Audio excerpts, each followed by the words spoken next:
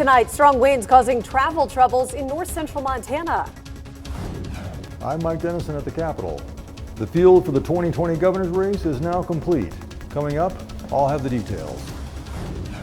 And later, changing up the Children's Museum. We'll look at what's to come in the next few years. Powered by the Montana Television Network.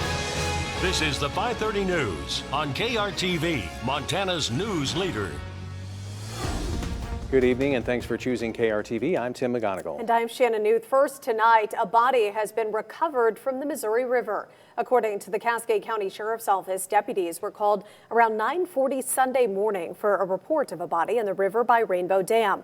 The body hasn't been identified yet, but authorities say it's male. The body's been taken to the state crime lab in Missoula for an autopsy. No other details have been released at this time. We'll update you when we learn more. After years of budgeting, the Cascade County Juvenile Detention Center now owns their first ever fingerprinting system.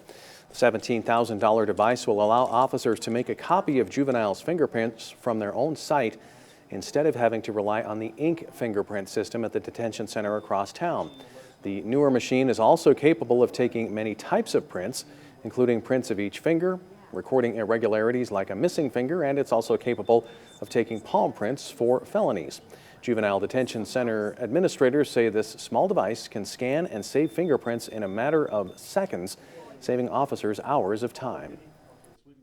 Even if right now we had 30 kids in a year that were booked in up at the jail, and it takes 2 hours of time to get that process done, that's all dead minutes that the officers are sitting out there waiting in the parking lot or waiting in booking for those youth to be fingerprinted. So this is going to be extremely efficient, extremely time-saving. They can drop them off, and they can do their tickets and probable cause, and they can get back out on the street. And she adds that this is one of several upcoming projects Cascade County Juvenile Detention Center has in store for the upcoming year. Today, strong wind gusts posed a problem for drivers along Highway 87 as winds kicked up to 54 miles per hour in Great Falls. Dust clouds made traveling towards Havre and Fort Benton too dangerous. So this afternoon, road crews closed off access to the highway between Great Falls and Fort Benton. Crews rerouted drivers headed north along Highway 87 to Highway 228 as visibility was slightly better along that area. Now, the Montana Department of Transportation tells us that they are in the process right now of reopening Highway 87. Flaggers will remain in the area to help slow traffic. So, Brandon, I know you're still tracking some very strong winds. Yeah, the high wind warning has been canceled. The winds have died down just a touch, but it's still very strong here in Great Falls. Stats right now to start things off. 41 mile per hour. That's our most recent measured gust at the Great Falls Airport. Steady west wind at 26 miles per hour. So probably still some reduction in visibility along that highway, just not as bad as it was earlier in the day. But it's not just the wind that comes into play when we talk about closing a road like this. Part of the reason the soils in that area are very dry, abnormally dry, kind of all along I-15, and then just to the northeast of Great Falls, which is where you find Highway 87 there, and also not really any snow cover to contend with. You get north of Great Falls, even around Great Falls, there's not really any snow to keep that soil in place. So that's part of the problem we're running into. And when we're talking about snow, we've actually seen some problems with snow melt today off into northeastern Montana. Beaver Creek near Hinsdale at the minor flood stage right now. It's actually pretty close to moderate flooding as well. So that's something else we're going to be tracking. And of course, we continue to track the wind. That's the big story. We'll talk about that a little bit more later in the show. All right, thanks, Brandon.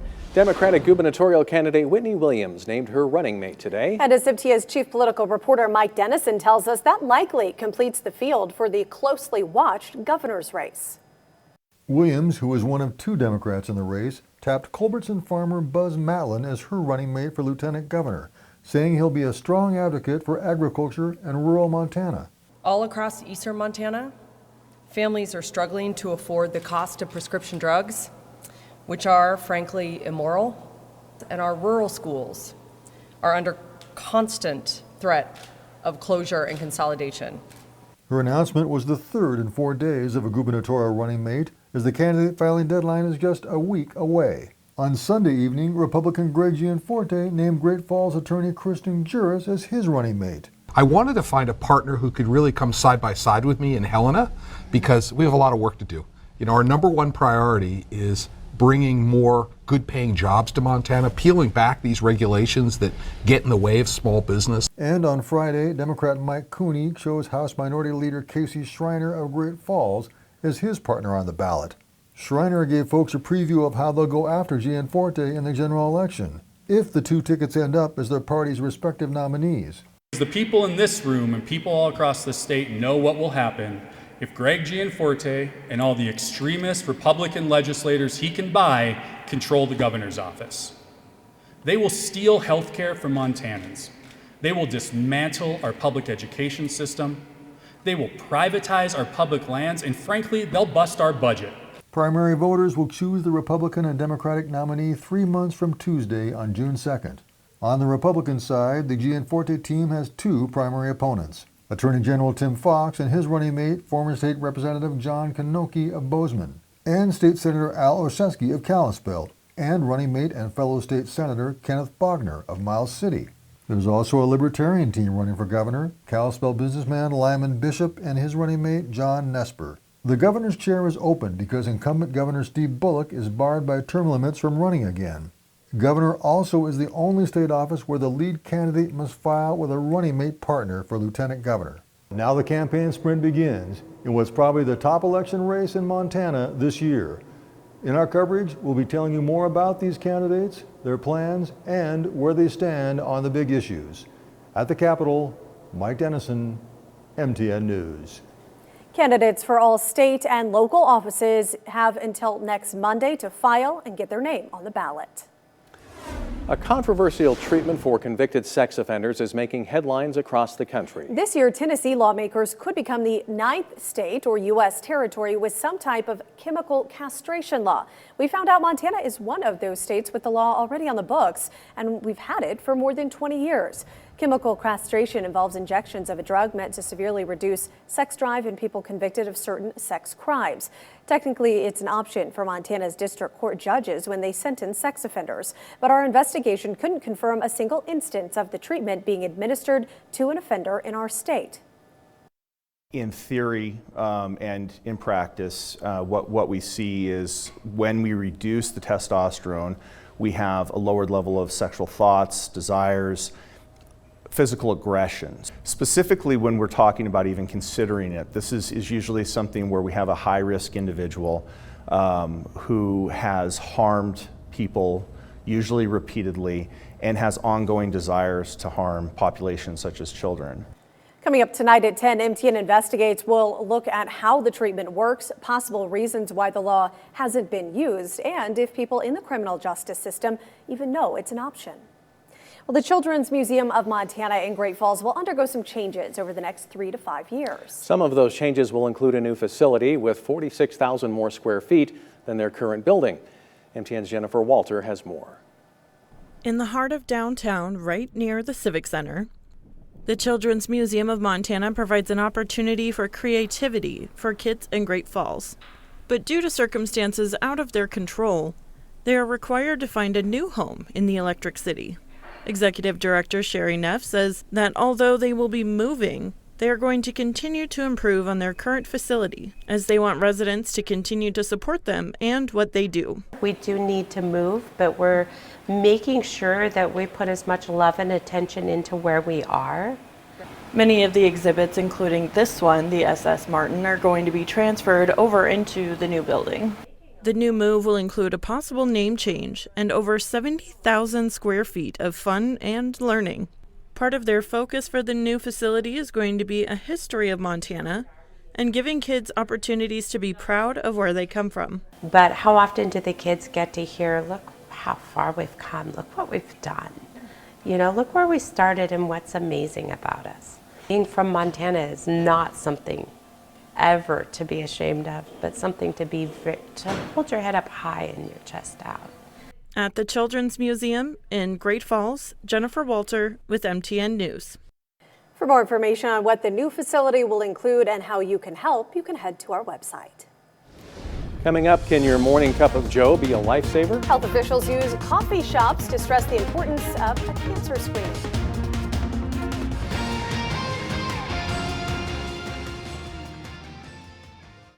Powered by the Montana Television Network. The 530 News continues on KRTV, Montana's news leader. Welcome back. Spring break is right around the corner. The spread of coronavirus has many people thinking travel plans. And obviously there's a lot to consider. The CDC and the State Department are updating travel advisories frequently. Right now, China is at a level 4, which means do not travel there. Italy and South Korea are at a level 3, which means you should reconsider travel. In addition to sickness, they say you should take into account the potential inconvenience of being stranded by a closed border or having to face a quarantine. Public health officials in Montana coffee shops are teaming up to promote colorectal cancer screening and get people talking about the disease. It is a difficult conversation to talk about. But we have to break that stigma. People have to get tested, and it's preventable if we catch it. As a part of Colorectal Cancer Awareness Month, the Department of Public Health and Human Services are providing coffee sleeves to coffee shops around Montana that promote screenings. Anyone ages 50 to 75 is recommended to get screened. The coffee shop owners that MTN spoke with said that they're proud to help raise awareness and hopefully help people catch the disease early. But if you can get in there and get this caught early, your chances of survival are greater. And again, the more that you know, the better off you are. The awareness campaign also hopes to help younger people breach the subject with their parents. Colorectal cancer is the second leading cancer killer in the United States, but can be prevented with screening. This week's One Class at a Time recipient will use her grant to help special education students. K-6 teacher Caitlin Aker plans to use the $250 to buy materials that will explore math skills, including reading time and counting money. The grant will also purchase manipulatives and visuals for students of all learning levels. Aker says she often spends money out of her own pocket on school supplies, so the grant is a win for everyone in the classroom. So we're tracking some more strong winds in the forecast, but a nice warm-up too. We'll have details on both of those after the break. Now, here's your Storm Tracker weather forecast with meteorologist Brandon Michaels. Well, obviously a very windy day today. Peak wind gusts in Great Falls 54 miles per hour, even stronger in Cutbank, 63 there. Lewistown, Geyser each getting above 50 miles per hour, and even off to the east, some strong winds of nearly or even at times above 40 miles per hour. So pretty windy across the board. Into tomorrow, most of the stronger winds are going to be along the Rocky Mountain front or in eastern Montana. Places like Glasgow, Jordan, Malta, still in that 40 to 50 mile per hour range. So is Cutbank, and again, areas along the Rocky Mountain front. For us here in Great Falls, we're going to actually see our winds die down a little bit for us tomorrow. Our peak wind gusts are probably going to be a little bit closer to 30 miles per hour tomorrow. But even though that is the case, we still have a high wind watch. We'll talk about that in a second. Also want to talk about Wednesday because those winds are going to be shifting right back off to the west again. Great Falls has a pretty good shot of reaching 50 mile per hour wind gusts again on Wednesday.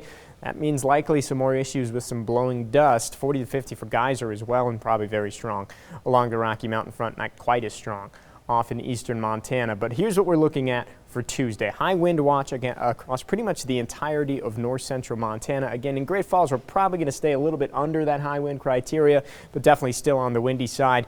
And then even stronger winds are expected where we have that high wind warning along the Rocky Mountain front. So another windy day for us on Tuesday. And again, that continues into Wednesday. We'll probably drop the eastern half of this watch as we head into Wednesday. But that's not the only thing we're tracking for tomorrow. We've actually got some higher fire danger for parts of the area, again, where we expect some of those winds to be the strongest.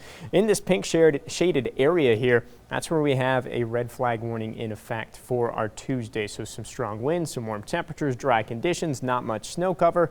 That's a recipe for higher fire danger in that area. Let's talk about temperatures right now because those are also going to be trending upward as we head through the forecast here. 43, very mild right now in Great Falls. Fort Benton's at 47.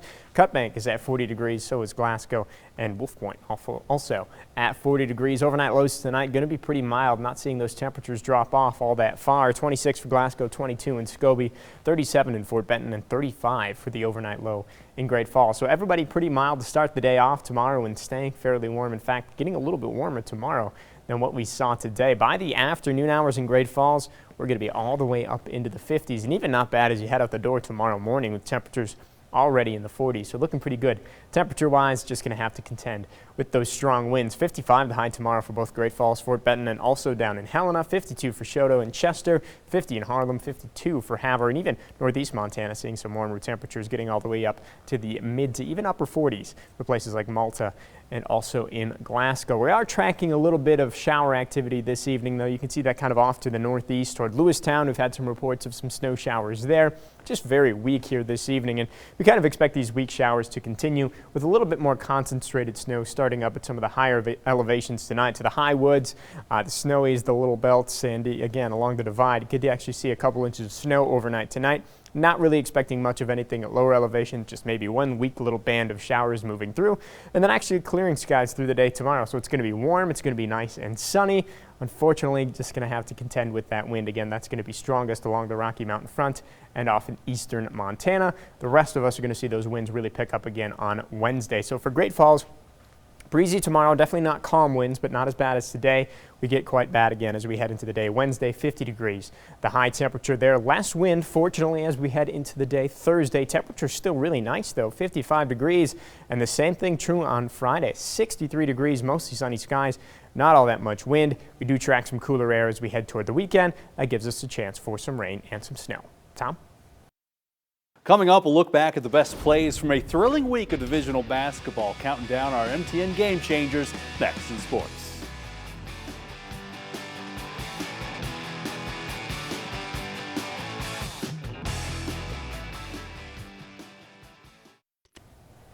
Welcome back. We're a few days into March now, which means we can look back on February, and as we do, I think we're going to remember this one a little bit more fondly than the last. Over 30 degrees warmer on average than last February. A lot less snow, too. Got a full detailed write-up on this online at KRTV.com.